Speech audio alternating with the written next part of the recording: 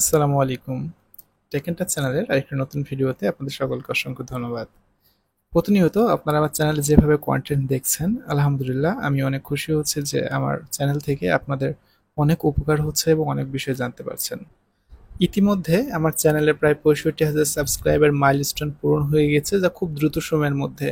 আমি আশা করি যে আপনাদের এরকম সাপোর্ট পেলে খুব শীঘ্রই এই চ্যানেলটা ৭০,০০০ মাইলস্টোনও পূরণ করে ফেলবে।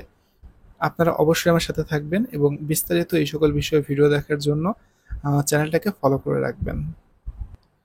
বিগত সময়ে আপনারা হয়তো অনেকেই জানেন যে পেরোল করার লাস্ট ডেট ছিল ১৫ তারিখ। আজকে আজকে কয় তারিখ? আজকে মেবি ১৯ তারিখ। সো এই যে ১৯ তারিখ আজকে, এখন ১৯ তারিখ, ১৮ তারিখ আজকে, ১৮ই সেপ্টেম্বর ২০২৫। সো এতদিনে তো ৩ দিন হয়ে যাওয়ার কথা ছিল পেরোলের। আপনারা হয়তো গত ভিডিওটাতে অনেকেই দেখেছেন এবং অনেকেই দেখেননি, কারণ পেরোলের ডেট কিন্তু ইতিমধ্যে পরিবর্তন হয়েছে।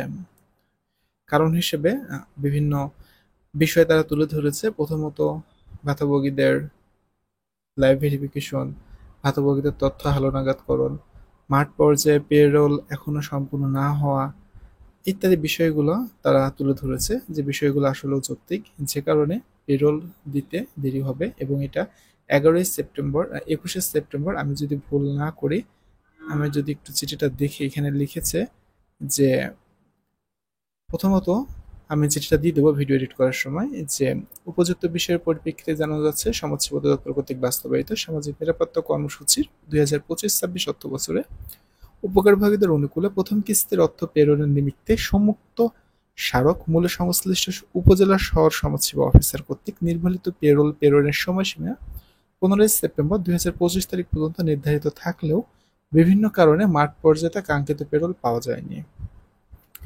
এমতাবস্থায় ২০২৫-২৬ অর্থবছরের প্রথম কিস্তির প্রেরণের সময়সীমা মহাপরিচালক মহোদয়ের অনুমোদনক্রমে ২১শে সেপ্টেম্বর ২০২৫ দুপুর ১২ ঘটিকা পর্যন্ত বৃদ্ধি করা হলো।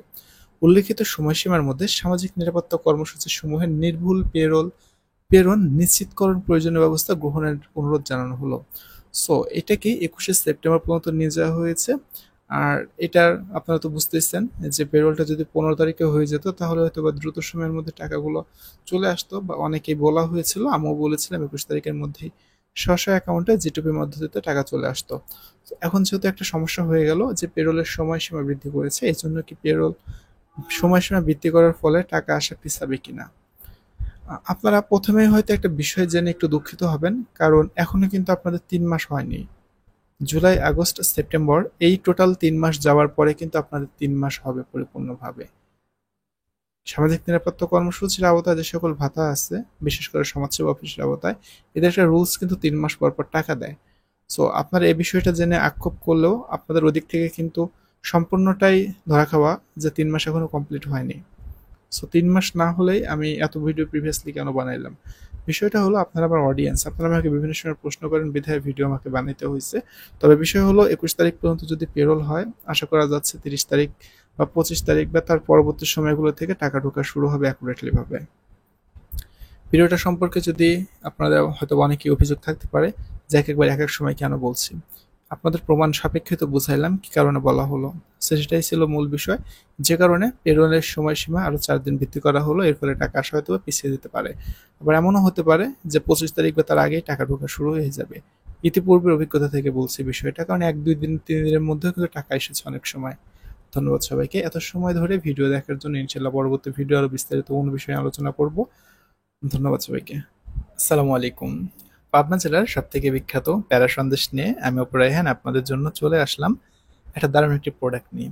যারা এই প্রোডাক্টটা অর্ডার করতে যাচ্ছেন, নিম্নোক্ত নাম্বার থেকে অর্ডার করতে পারেন। আমাদের প্রোডাক্টের স্পেশালিটি হলো এই প্যারা সন্দেশটা নিয়ে আপনি একদম নিশ্চিন্তে ৭ থেকে ৮ দিন ঘরে রেখে খেতে পারবেন। বাইরের দিনে হালকা শুষ্ক এবং যদি আবহাওয়া খারাপ থাকে তারপরে মিষ্টির কোনো কিছু হবে না। আমি আপনাদের কথা দিচ্ছি, যদি কোনো পরিমাণ সমস্যা আপনারা পান অবশ্যই প্রোডাক্টটা ফেরত দিয়ে দিবেন। আর এই যারা প্রোডাক্ট অর্ডার করবেন অবশ্যই নাম্বারে কল দিবেন। শুধুমাত্র নাম্বারে কল দিয়ে প্রোডাক্টগুলো অর্ডার করতে পারবেন। 100% নিশ্চয়তা আমি আপনাদেরকে দিচ্ছি। ধন্যবাদ সবাইকে।